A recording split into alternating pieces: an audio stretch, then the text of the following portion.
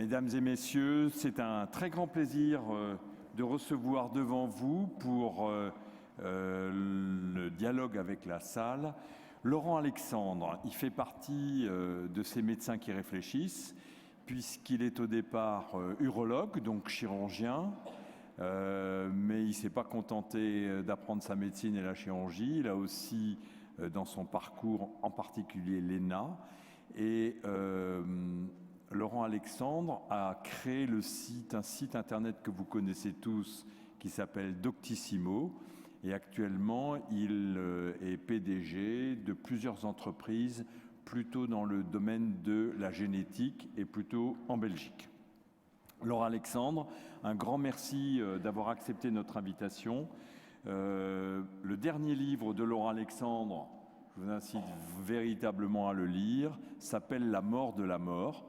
Et il nous y explique comment les techniques, les thérapeutiques, mais il va vous l'expliquer en direct, sont susceptibles d'allonger considérablement la vie des individus et de modifier et la manière de s'assurer, la sécurité sociale, les espérances de vie, les rapports entre les citoyens, la fuite des gens bien portants qui ne voudront pas payer pour les autres, après la fuite des millionnaires. Et donc, c'est sur tous ces thèmes que nous allons dialoguer ensemble, mais on va respecter les règles du Forum européen de bioéthique, c'est-à-dire qu'on se gardera une vingtaine de minutes pour des échanges et des réponses à vos questions et à vos commentaires si vous en avez. Alors Laurent, je voudrais tout d'abord commencer sur le fond du problème. Beaucoup de gens et de scientifiques, et y compris Axel Kahn, qui était notre invité lundi soir, et Jean-Louis Mandel, qui est le président du Forum européen de bioéthique, estiment que c'est pas vrai et que c'est pas possible qu'on allonge la vie des humains au-delà de 120 ans, ce qui serait, j'allais dire, dans notre code génétique, les uns argumentant sur le fait qu'ils ont fait plein d'expérimentations sur des êtres beaucoup plus simples, avec beaucoup moins de gènes. Je me souviens plus qu'Axel Kahn a raconté qu'une bestiole qui a que 950 gènes, on a repéré les gènes du vieillissement, on les a modifiés, et ça a bouleversé de quelques heures leur espérance de vie, mais pas dans des proportions significatives, et que donc il y aurait des arguments scientifiques valables, agités par des scientifiques de renom et des bons scientifiques, pas que de renom, mais aussi des bons scientifiques, pour contester l'idée qui est très prévalente et que tu illustres, qu'on pourrait allonger considérablement la vie des humains. Tu parles de 180 ans. Alors, quels sont tes arguments ? Alors, effectivement, un certain nombre de généticiens pensent qu'il y a une limite génétique à l'espérance de vie. Mais les généticiens se sont beaucoup trompés dans le passé. Monod, le prix Nobel de médecine, l'inventeur de la biologie moléculaire, expliquait dans Le hasard et la nécessité en 1970, il est à tout jamais impossible de modifier la molécule d'ADN. Dès 1975, on commençait les premières modifications génétiques sur la bactérie. Et aujourd'hui, elles sont standards, y compris sur des cellules humaines. En 1989, la totalité des généticiens dans le monde expliquait qu'il était impossible de séquencer l'intégralité de nos chromosomes, c'est-à-dire de lire l'intégralité des 3 milliards de messagers chimiques de nos chromosomes. C'était il y a 25 ans. Aujourd'hui, plus d'1 million de personnes ont déjà été séquencées, ont déjà eu leur ADN analysé par une technique que la totalité des généticiens, il y a 25 ans, considéraient comme à tout jamais impossible. Donc, les généticiens ne sont pas forcément des bons exemples de prospectivistes. Ce sont souvent des gens remarquables, parfois le nez dans le guidon, et qui n'ont pas une vision à moyen terme qui se révèle juste. Alors, il n'y a pas que la génétique qui va permettre d'augmenter l'espérance de vie. Et l'espérance de vie, la nôtre, elle a déjà beaucoup augmenté avant la génétique. L'espérance de vie des Strasbourgeois et des Parisiens en 1750 était de 25 ans. Elle était de 25 ans.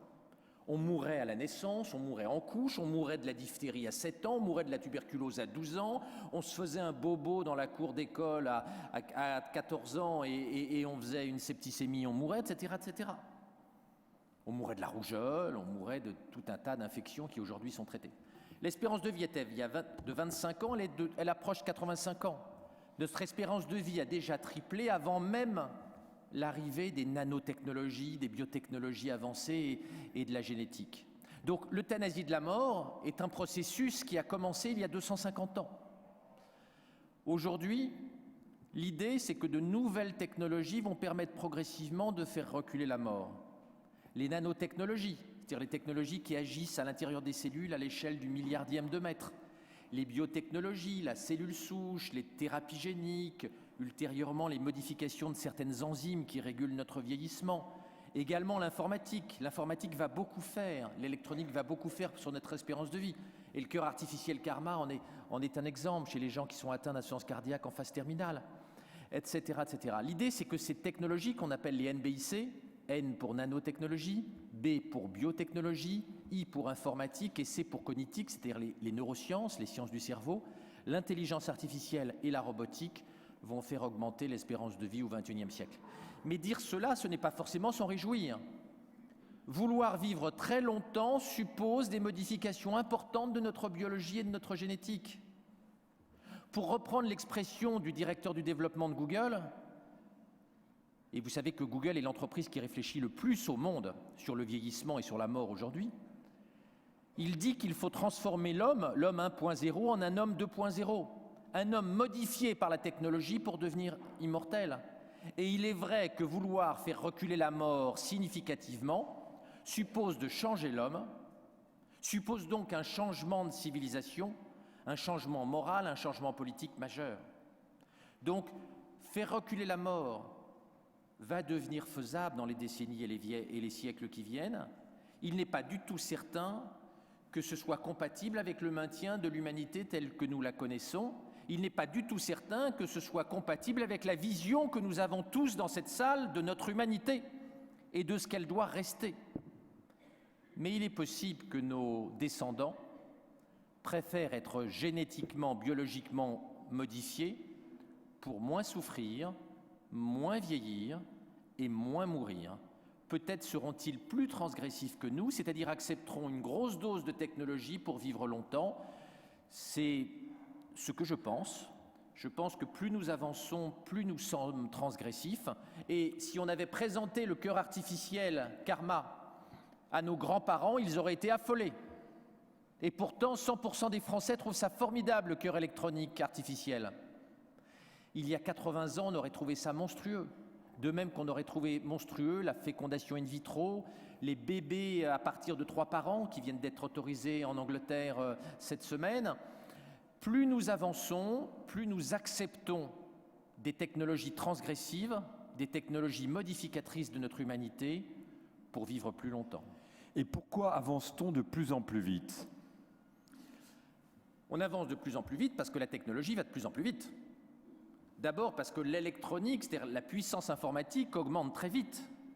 Or, le corps humain est d'une complexité extraordinaire. Pour comprendre notre fonctionnement, il faut beaucoup de puissance informatique. Vous avez tous vu l'augmentation extraordinaire de la puissance d'objets aussi bêtes, aussi simples qu'un téléphone, qu'un iPhone 6. Mais en médecine aussi, l'informatique a un impact très important.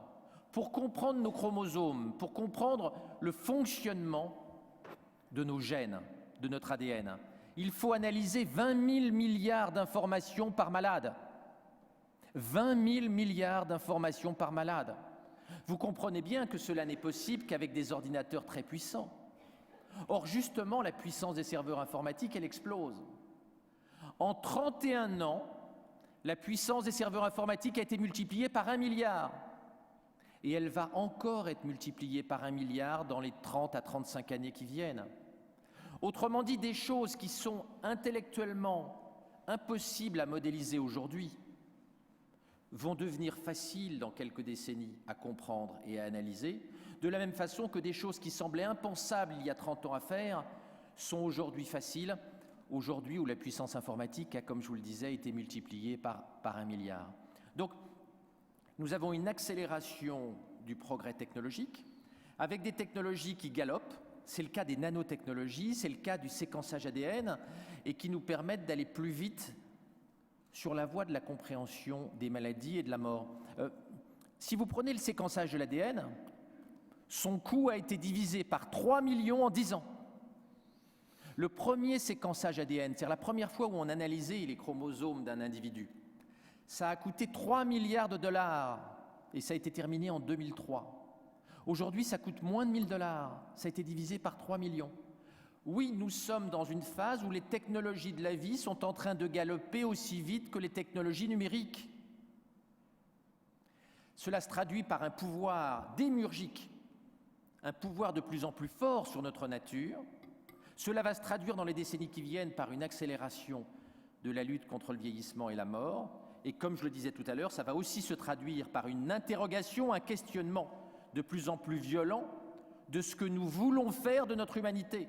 Car à la vitesse où va la technologie, nous allons changer l'humanité.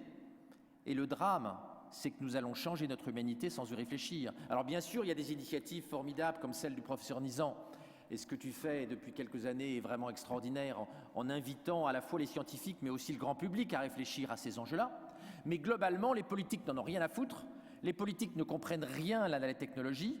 Les politiques se désintéressent de ces enjeux-là et la société civile n'est pas associée. Et la technologie galope et on n'y réfléchit pas. Si vous prenez sur les derniers mois le cœur artificiel, l'autorisation en Angleterre et bientôt en France de faire des enfants avec 3 parents, 2 mamans et un papa.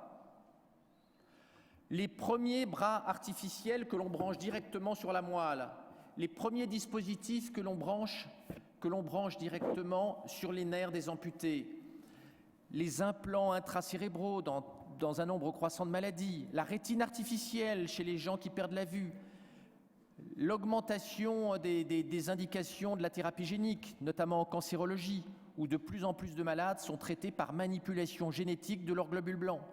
Tout cela galope, sans débat, sans discussion, sans prise de conscience de ces enjeux, ni par les politiques, ni par la société civile. Alors, Laurent,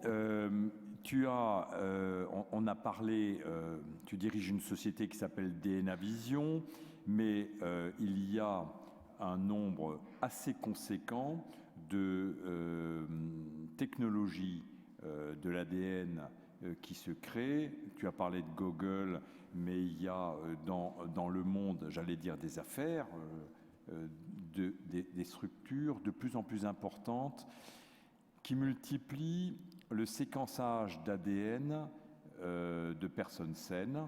On a vu cela en Islande, en Angleterre.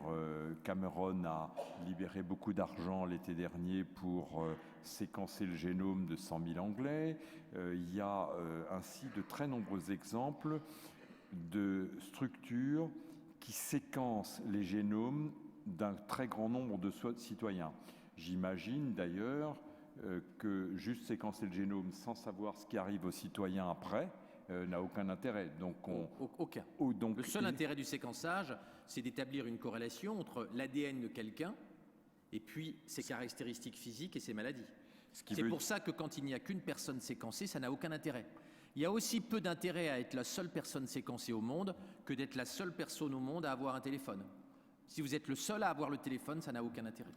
Donc si tout ce monde-là dépense par milliards de dollars de l'argent pour séquencer de plus en plus de monde, cela veut dire que si on n'a pas encore beaucoup d'informations aujourd'hui issues de ces séquençages, tu penses que rapidement une masse critique va être dépassée qui, elle, nous donnera des informations prédictives. Bien sûr. Ça ne veut pas dire que tout notre destin est dans notre ADN. Ça ne veut pas dire qu'en regardant nos chromosomes, on va connaître la totalité de notre destin.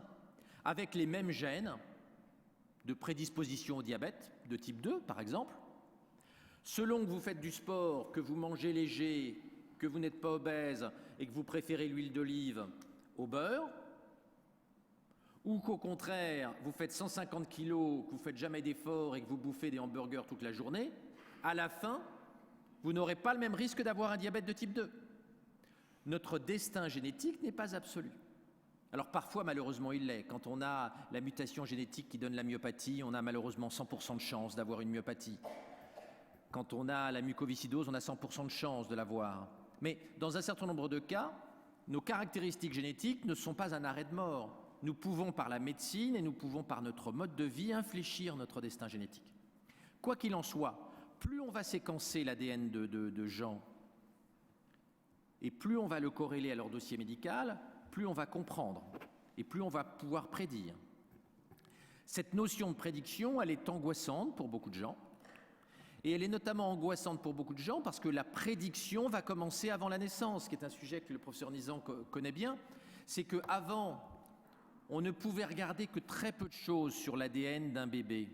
Et tardivement, par amyosynthèse, c'est-à-dire en faisant un prélèvement de liquide amniotique qui est dangereux, on regardait 2-3 bricoles et notamment s'il y avait une trisomie 21 ou pas.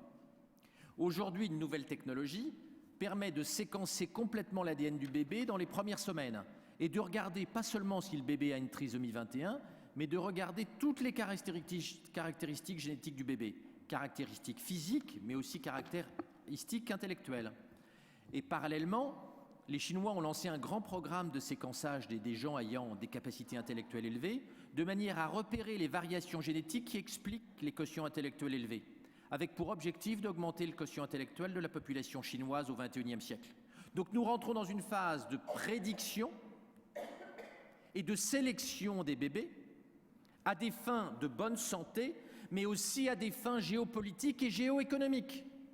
Et les responsables du programme génétique chinois ont très bien expliqué dans le Wall Street Journal et dans Wired, qui est une grande revue technologique américaine, que leur objectif était un objectif économique et technologique. Pour la faire courte, c'est de fabriquer du Bill Gates à la chaîne. Nous rentrons là dans une civilisation qui est assez à l'opposé de notre vision judéo-chrétienne traditionnelle et de notre morale traditionnelle, notre morale partagée. Mais beaucoup de gens dans la Silicon Valley, aux États-Unis et en Asie, pensent aujourd'hui que face au développement de l'intelligence artificielle et de la robotique, si l'on veut donner une chance à nos enfants de ne pas être dépassés par l'intelligence artificielle, il faut augmenter leur capacité intellectuelle. C'est notamment ce que pensent les dirigeants de Google. Et récemment, les dirigeants de Google ont expliqué qu'ils étaient persuadés que l'intelligence artificielle allait être des milliards de fois plus puissante que la réunion de tous les cerveaux humains à l'horizon 2030-2040. Et ils ont proposé que dès 2035, nous ayons des implants intracérébraux dans le cerveau pour augmenter nos capacités intellectuelles. C'est notamment ce que le directeur du développement de Google a proposé à Vancouver il y a quelques mois, expliquant qu'il fallait que nous augmentions les capacités de notre cerveau en acceptant que notre cerveau soit directement implanté aux ordinateurs en Wi-Fi ou en Bluetooth, enfin avec une connexion sans fil, soit directement connecté à Internet, au cloud, là où vous mettez vos mails et vos photos, et puis à l'intelligence artificielle. On voit bien que, loin de chez nous, sur les bords du Pacifique, de la Corée à la Chine à la Californie, des sociétés géantes comme les Google, les Apple, etc., qu'on appelle les GAFA, Google, Apple, Facebook, Amazon, etc., proposent un changement radical de notre humanité et une augmentation de nos capacités pour que nos enfants et nos petits-enfants ne soient pas dépassés demain par l'intelligence artificielle et la robotique de deuxième génération. Cette notion d'intelligence artificielle qui, à un moment appelée singularité, dépasserait les capacités de l'intelligence humaine est très contestée. Elle repose tout de même, et je voudrais te faire commenter là-dessus, sur une vision cybernétique du cerveau. Le cerveau serait en quelque sorte une sorte d'extraordinaire ordinateur, mais les gens qui sont en pointe dans la fabrication des ordinateurs se font forts d'avoir un ordinateur bien plus puissant que le cerveau. Il suffit de laisser un peu le temps de les concevoir. Est-ce que tu penses vraiment que notre cerveau est un super ordinateur ou qu'il fonctionne d'une manière infiniment plus complexe que l'ordinateur en faisant interférer les émotions, etc. Alors, notre cerveau est beaucoup plus compliqué qu'un ordinateur traditionnel, on est bien d'accord. Il est relativement lent, il est plus lent qu'un ordinateur, mais il a une caractéristique, c'est qu'il est parallèle. C'est-à-dire qu'il est capable de faire des opérations en parallèle et de façon très transversale. On ne connaît pas encore tout le fonctionnement du cerveau, Ce que l'on peut quand même observer, c'est que le premier neurone est apparu sur Terre il y a 550 millions d'années, à peu près au moment de l'explosion du Cambrien. 550 millions d'années. Nos neurones existent depuis 550 millions d'années. Le transistor électronique n'a que 60 ans. Le transistor électronique est 10 millions de fois plus jeune que le neurone. Certes, le transistor et le microprocesseur n'ont pas encore dépassé notre cerveau, mais ils galopent plus vite que nous. Parce qu'en 60 ans, le progrès parcouru par les ordinateurs, les microprocesseurs est spectaculaire. Si l'on conçoit que notre cerveau a 550 millions d'années d'historique, tout compris. Donc oui, les transistors vont vite. On disait tout à l'heure que la puissance des serveurs informatiques est multipliée par 1 milliard tous les 31 ans. Est-ce que vous imaginez ce que sera demain la société dans 31 ans quand la puissance de notre iPhone sera 1 milliard de fois plus importante? Quand la puissance des serveurs informatiques sera 1 milliard de fois plus importante? De toute façon, les ordinateurs auront une puissance qui peut-être n'égalera pas certaines subtilités du fonctionnement cérébral, mais qui leur permettra de nous dépasser dans de nombreux domaines. Il n'y a qu'à voir que la Google Car, la voiture développée par Google et qui se conduit toute seule, n'a jamais d'accident et conduit beaucoup mieux que n'importe quel être humain. Et en plus, elle ne picole jamais. Donc oui, il y a entre les spécialistes, les scientifiques, des divergences sur où va l'intelligence artificielle, mais de plus en plus d'experts sont inquiets. Elon Musk, le fondateur des voitures Tesla, Hawkins, l'astrophysicien en chaise roulante, ont lancé récemment, avec 750 autres scientifiques, un cri d'alarme sur l'intelligence artificielle. Il y a 5 jours, Bill Gates, le fondateur de Microsoft, a dit « Je ne comprends pas que les gens ne soient pas inquiets. Je ne comprends pas que les gens n'aient pas peur de l'intelligence artificielle. » Il disait, dans les années qui viennent, l'intelligence artificielle va permettre des choses fantastiques, en médecine, en industrie, dans le domaine scientifique. Et puis un jour, l'intelligence artificielle va nous dépasser. Et celui qui dit ça, c'est pas n'importe qui, c'est le fondateur de l'informatique moderne, Bill Gates. Donc on a effectivement de plus en plus de gens inquiets. Et ce que l'on voit, c'est que dès à présent, l'intelligence artificielle n'est pas supérieure au cerveau humain, mais elle fait des choses mieux que l'homme. Par exemple, conduire. Et par exemple, faire des diagnostics, on en parlait tout à l'heure, des diagnostics en cancérologie. Watson, l'ordinateur, le système expert d'IBM, analyse en quelques secondes des mutations génétiques en cancérologie en lisant des centaines de milliers d'articles scientifiques, ce qui prendrait à un cancérologue 38 ans en travaillant jour et nuit sans prendre de vacances. Pour un patient. Pour un seul patient. Vous imaginez qu'au bout de 38 ans, le cancérologue et le patient seraient morts. Surtout le patient, s'il a des métastases. Donc, nous rentrons dans une période où peut-être que l'ordinateur ne sera pas intelligent au sens où nous l'entendons, c'est-à-dire avec une âme et une conscience. En tout cas, il nous dépassera sur la plupart des actes techniques.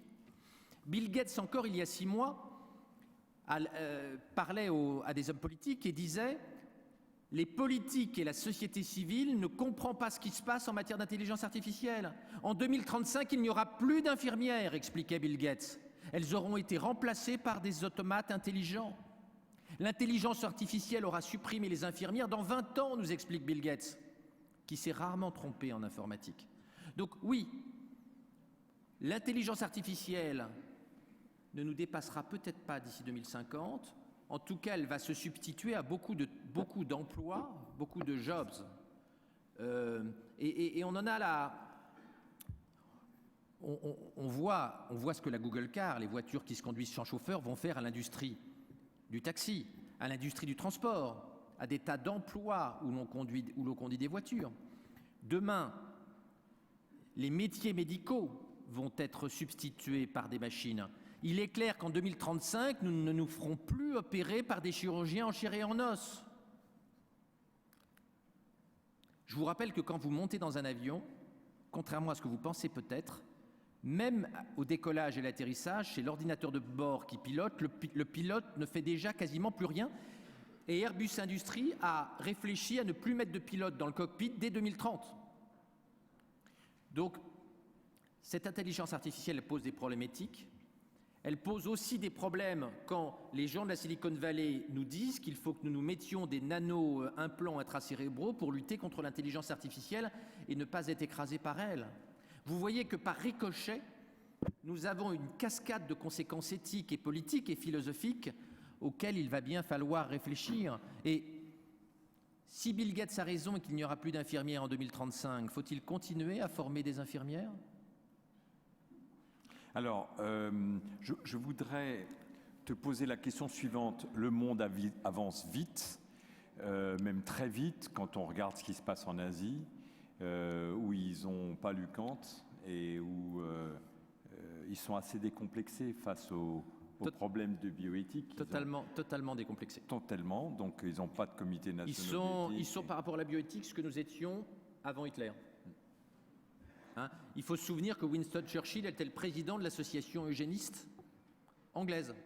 C'est-à-dire les hommes politiques européens étaient tous eugénistes avant le Troisième Reich et les horreurs de la guerre. Donc les gens d'Asie qui n'ont pas connu la guerre, ils sont comme étaient les Européens en 1925, ils sont ultra-eugénistes.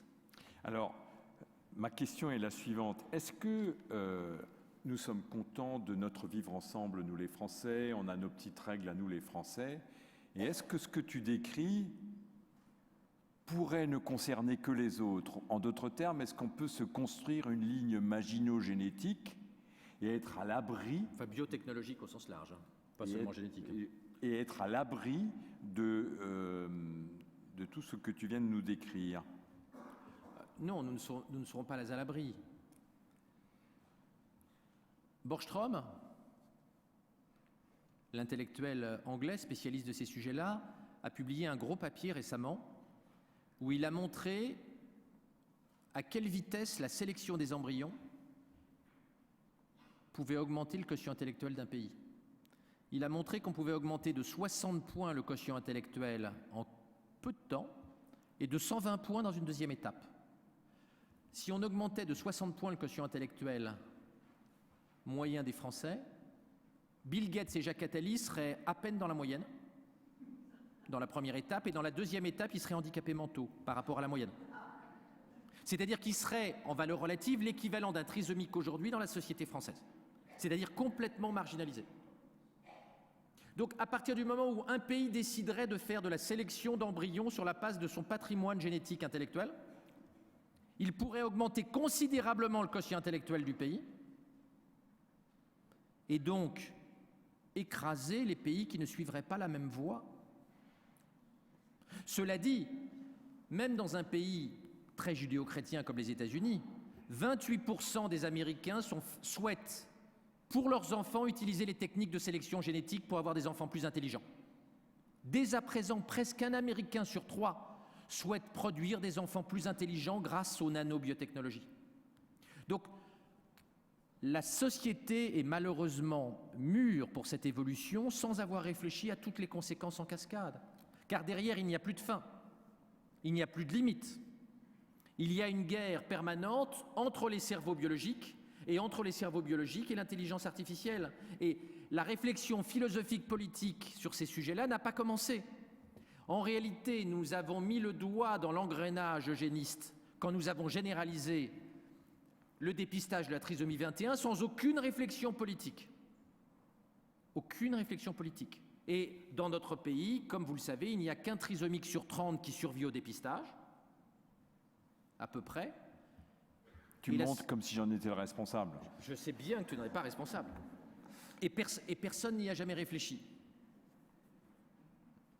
Alors, je voudrais juste faire une toute petite incursion du côté des médicaments. Aujourd'hui, on a une pharmacopée de médicaments dont beaucoup, en particulier dans le cancer, ne sont pas très efficaces, voire même plus nocifs que si on ne donnait pas de médicaments. Chacun le sait, on a bien vu les effets de certaines chimiothérapies dont la partie négative est bien visible par tout le monde et dont la partie positive n'est pas évidente. Est-ce qu'on va aussi vers une révolution du médicament et de la pharmacopée? Alors, on va vers une révolution, mais pas sur 5 ans, sur plusieurs décennies. La thérapie génique va se généraliser à partir de 2020-2025. Le coût de la thérapie génique est en train de baisser très vite. Vous voyez, fabriquer une enzyme pour modifier nos chromosomes, ça coûte $11. c'est-à-dire qui est capable de modifier un petit morceau de notre ADN, ça coûte 11 $. Les CRISPR, ça coûte 11 $. Alors, vous me direz, mais pourquoi il y a encore des myopathes qui meurent? Parce que ça, on sait bien le faire en éprouvette. En revanche, on a encore du mal à le faire pénétrer dans une cellule adulte. C'est-à-dire de le faire pénétrer dans une cellule musculaire d'un enfant qui est déjà né. On ne sait pas bien le faire et ça va nécessiter encore plusieurs années de travaux. En revanche, au stade de l'embryon, et ça a fait la couverture de Nature, qui est la plus grande revue scientifique au monde, on sait faire des manipulations génétiques multiples chez le singe aujourd'hui. On l'a fait chez des petits singes il y a quelques mois. Donc on est dans une phase de rodage sur la thérapie génique et ça va aller relativement vite sur 10 à 15 ans. On peut penser qu'on ne mourra plus de myopathie en 2030. Mais il ne faut pas donner de faux espoirs, ce n'est pas demain matin. Malheureusement, il y a encore beaucoup d'enfants myopathes qui vont mourir. Et ceux qui disent le contraire et qui vendent des remèdes de perlimpinpin sont des charlatans intéressés et honteusement intéressés. Il ne faut pas donner de faux espoirs sur les gens, ça va prendre encore du temps. Avec les cellules souches, on va aussi progresser et dans un certain nombre de cas, les cellules souches vont remplacer les médicaments. Et puis on va avoir des nouveaux types de traitements, c'est-à-dire les nanomédicaments, c'est-à-dire des petits implants, des petits capteurs qui vont être dans notre organisme, qui vont rentrer dans les cellules et qui vont réparer, couper. Ça va être un peu plus tard, ça va être entre 2025 et 2040. Comment tu peux nous dire des dates comme ça? Je dis entre 2025 et 2040, c'est pas précis à 6 mois près. Je donne un couloir de 15 ans. Et bien évidemment, je ne connais pas plus le futur que vous. Ce sont des estimations. Ce sont des estimations prudentes parce que justement, je ne veux pas faire partie de ces gens qui donnent des faux espoirs. On a vu à quel point on avait pu donner des faux espoirs aux enfants myopathes au début des années 90 et je trouve que ça n'est pas moral de donner des faux espoirs. C'est pour ça que je donne des dates prudentes. Alors, très clairement, si un jour on sait réparer la myopathie, aucun homme politique n'osera dire que les myopathes doivent le rester. Ce que tu appelles les biotransgressions se suivront parce que personne n'aura le courage de bloquer cela. Mais si je n'aura même l'idée. N'aura même l'idée, et s'il l'avait, il sauterait immédiatement, on peut le comprendre. Mais si je prends l'exemple, par exemple, de la dégénérescence maculaire liée à l'âge. Aujourd'hui, on sait fabriquer des rétines qui font à peu près 600 pixels. La rétine humaine est de l'ordre de 1 million de pixels. Très clairement, on va développer ces stratégies parce qu'il y a beaucoup de gens qui ont des DMLA et bientôt, on sera dans la possibilité de dire, quand on a une DMLA et qu'on ne voit plus qu'une tache noire au milieu de son champ de vision, on se fait mettre une nouvelle rétine quand elles seront un peu meilleures que maintenant.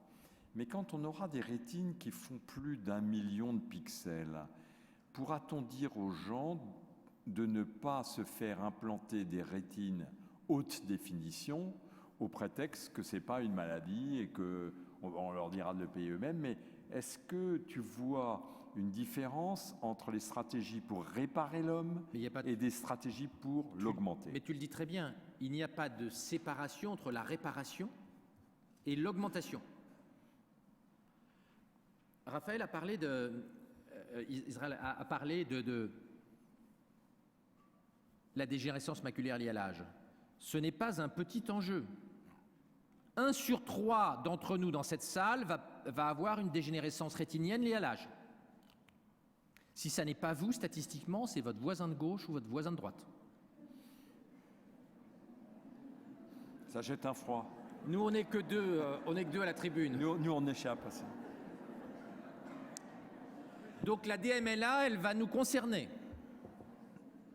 Bien sûr que lorsque la rétine artificielle va permettre d'avoir une vision supérieure à une rétine normale de quelqu'un qui n'a pas de cécité, on ne va pas interdire les gens qui sont malades de se mettre une rétine haute définition. La loi ne va pas interdire aux gens à qui on met une rétine d'avoir après l'opération une vision supérieure à ceux qui ne sont pas malades. Et on voit bien qu'il n'y a pas de limite entre la réparation et l'augmentation. Et on pourrait rentrer dans une société où effectivement les anciens aveugles auraient une meilleure vision que les gens non aveugles. Ce qui pose plein de questions nouvelles en éthique médicale. Mais on pourrait aussi, dans la myopathie, corriger la myopathie et donner des muscles de qualité supérieure aux myopathes. Quand on va savoir, ce qui n'est pas le cas aujourd'hui, je le répète, quand on va savoir traiter par thérapie génique les enfants myopathes, va-t-on interdire de leur donner des variants génétiques qui leur donnent des super muscles et qui leur permettent de courir mieux que les humains normaux? Non. En réalité, nous sommes rentrés dans une phase où l'augmentation va être jugée de plus en plus naturelle. Notre génération a tout accepté pour réparer. Le cœur artificiel, on trouve ça super. La greffe de cœur, on trouve ça super. La greffe de foie, la greffe de rein, les greffes de visage, les greffes de main, les implants intracérébraux dans le Parkinson, il y en a déjà des centaines de milliers. Tout le monde ici trouve ça bien. La fécondation in vitro chez les couples stériles, etc., etc. Le cœur artificiel, la rétine artificielle. Demain, les générations qui vont nous succéder, la génération des consoles Nintendo, la génération Y, elle va considérer normal que l'on s'augmente par la technologie. Et il va être assez difficile d'interdire les stratégies d'augmentation. Augmentation physique, mais aussi augmentation cérébrale. Nous rentrons en fait dans ce qu'on appelle l'idéologie transhumaniste. Les transhumanistes sont des gens qui ont 3 objectifs. Tuer la mort, augmenter nos capacités, développer l'intelligence artificielle et l'interfacer directement avec notre cerveau. Les entreprises de la Silicon Valley sont fondamentalement transhumanistes. Fondamentalement transhumanistes. D'ailleurs, la plupart des leaders transhumanistes sont et travaillent chez Google.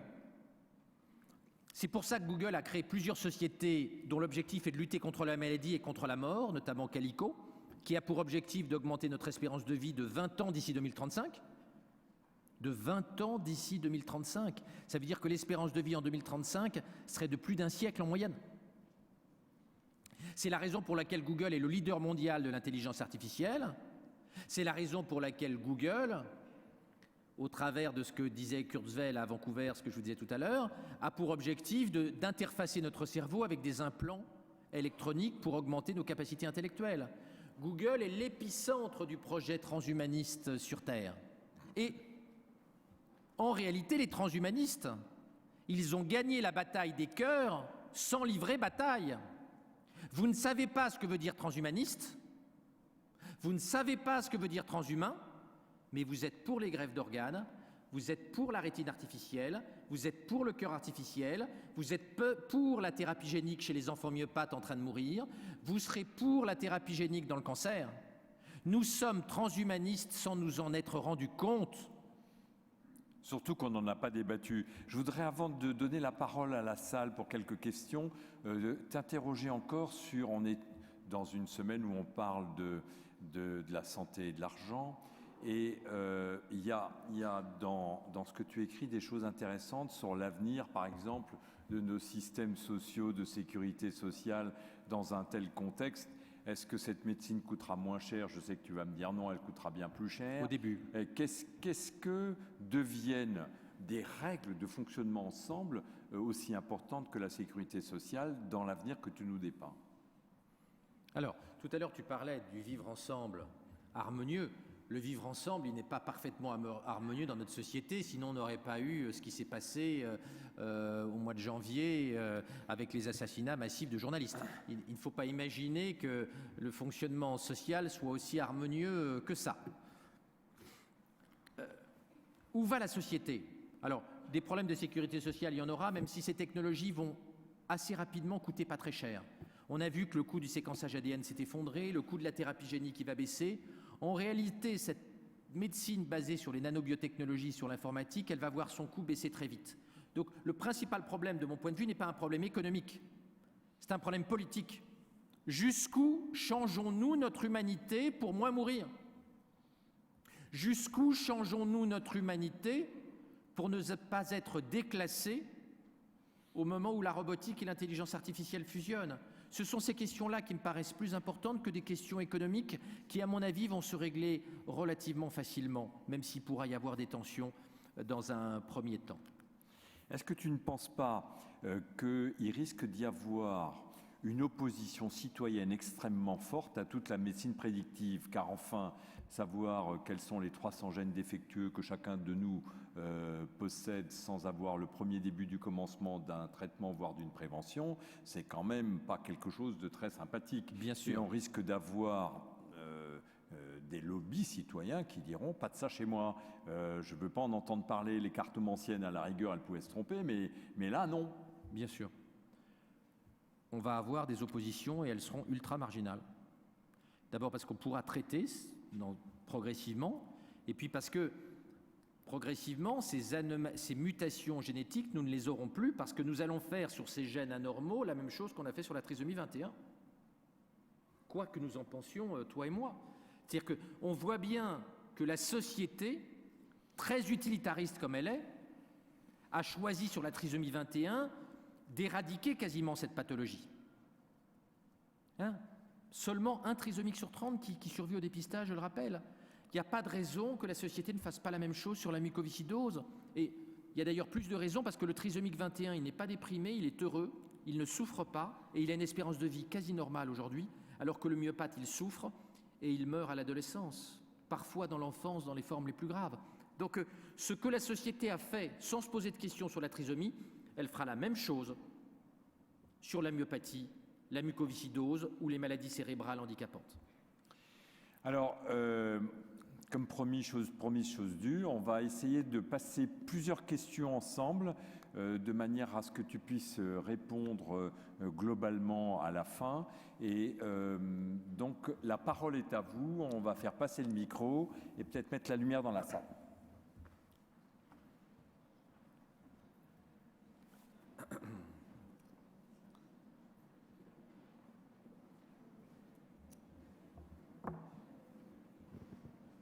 Oui. Madame, question courte. Et il va accumuler un peu les questions. Il le peut parce qu'il a un gros ordinateur. Oui. Merci. En fait, j'aurais beaucoup de questions après avoir écouté ce brillant exposé. Donc ma première question est la suivante. J'ai entendu donc l'objectif tuer la mort, et je me demande si prolonger la vie de certaines personnes humaines n'est pas prolonger un enfer sur Terre, et je pense notamment aux personnes qui souffrent de maladies psychiatriques, telles la dépression, la psychose. J'ai une deuxième question qui est, d'après vous, pensez-vous que la pensée, notamment la pensée humaine, j'ai entendu que ce qui nous différencie de l'ordinateur, c'est l'âme et la conscience. Donc la pensée humaine serait-elle une sécrétion du cerveau comme l'urine est une sécrétion des reins? Je réponds pas au fur et à mesure alors. Si tu veux. Alors, je vais répondre en deux mots. Dans le futur, un certain nombre de maladies vont disparaître. Et dans le domaine psychiatrique, des pathologies comme la psychose ou comme la psychose maniaco-dépressive ou les dépressions chroniques seront plus légères dans le futur. Bien sûr, augmenter l'espérance de vie pour être personne âgée dépendante ou gravement malade pendant plusieurs siècles n'a pas beaucoup d'intérêt. L'allongement de la durée de la vie n'a de sens que si c'est en bonne santé. Si c'est pour vivre correctement 60 ans et pour être dans une maison pour personnes âgées dépendantes pendant 950 ans, ça n'a bien évidemment aucun intérêt. Nous sommes bien d'accord. À la deuxième question sur la pensée, alors, à cette question, il y a la réponse des scientifiques et puis il y a la réponse des religions. Les religions disent que l'âme est donnée par Dieu, les scientifiques disent que l'âme et la conscience sont produits par le neurone. Je ne vais pas fâcher les croyants dans cette salle et je laisse les croyants penser que l'âme est mise dans notre cerveau par le Seigneur pendant la grossesse. Ça n'est pas la vision des scientifiques qui pensent que l'âme est une production du neurone. Et ça a été pas mal expliqué à partir des travaux de Gerhard Edelman, le prix Nobel 1992, qui, par son concept des cartes cognitives, a montré comment le neurone produisait l'âme et la conscience.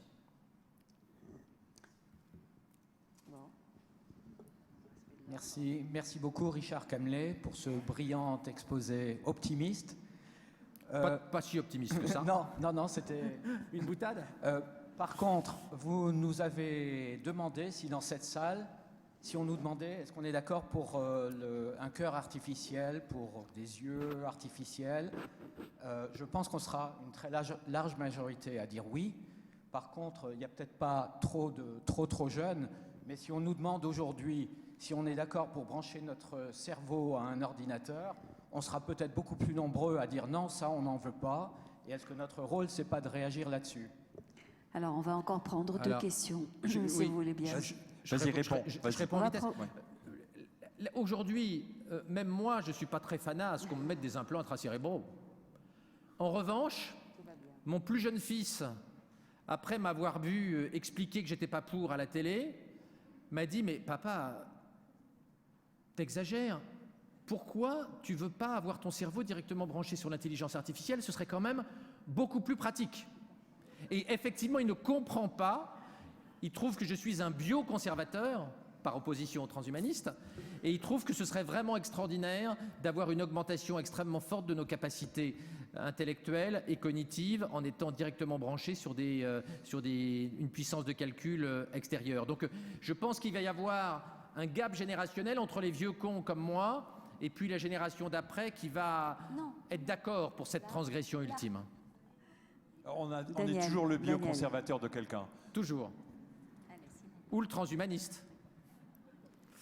Oui, face à cette bonne nouvelle, donc une vie qui se prolonge, est-ce qu'on ne va pas se heurter au problème de comment nourrir toutes ces personnes qui vivront plus longtemps? Alors, c'est une crainte que beaucoup de gens ont, mais quand on regarde ce qui se passe dans le monde réel, tous les pays où l'espérance de vie dépasse 80 ans voient un effondrement de la fécondité. Le Japon, l'Allemagne, l'Italie, l'Espagne, ça commence au Brésil, etc. Donc quand l'espérance de vie augmente, la population diminue. En Allemagne, la population s'effondre. En Italie, elle va tomber à 30 millions d'habitants. Au Japon, ils perdent des millions et des millions et des millions d'habitants. En réalité, nous faisons des enfants pour oublier que nous allons mourir. Quand nous mourrons moins, nous faisons moins d'enfants. Monsieur, allez-y, on vous écoute. Il ne nous reste pas beaucoup de temps et on a encore une demande de parole ici, de Jean-Luc Mandel. En fait, moi j'ai profondément un problème avec l'idéologie transhumaniste. Je pense que s'implanter des nanopuces dans le cerveau, ça serait un asservissement à la technologie et qu'en tant qu'être humain, on devrait pouvoir garder le contrôle sur la technologie, qu'elle est un outil et qu'elle n'est pas là pour nous dominer. On ne devrait pas perdre cette humanité. Qu'en pensez-vous ? Je vous ai expliqué tout à l'heure pendant un quart d'heure que je me lamentais qu'il n'y ait pas de débat politique sur ces sujets-là. Donc je pense qu'il faut qu'il y ait un débat politique. Engagez-vous, diffusez votre vision. Moi, je ne suis ni bioconservateur ni transhumaniste. Je suis juste partisan d'un débat en urgence sur ces sujets-là. Il faut que la société civile s'y mette. Allez voir votre député, lancez le débat. Il est plus que temps que la société réfléchisse à ces sujets-là. Alors, dernière prise de parole, Jean-Luc Mandel, notre président. Oui, bonjour. Le problème des présentations très brillantes, c'est que ça rend convaincant des choses qui ne sont en fait pas du tout, en tout cas sur certains aspects. Là, l'histoire qu'on va permettre, grâce à la génétique, à la thérapie génique, d'augmenter le QI de 60 ou de 120, il y a une grosse différence entre faire que quelque chose ne marche pas, et là, il suffit, c'est comme une voiture. Il y a une erreur quelque part, dans un truc, ça ne marche plus. Nous sommes entièrement d'accord. Pour améliorer une voiture, il ne suffit pas de changer juste un paramètre. Vous avez des bureaux d'études qui, au bout de 3, 4, 5, 10 ans, arrivent à améliorer un petit peu. Oui.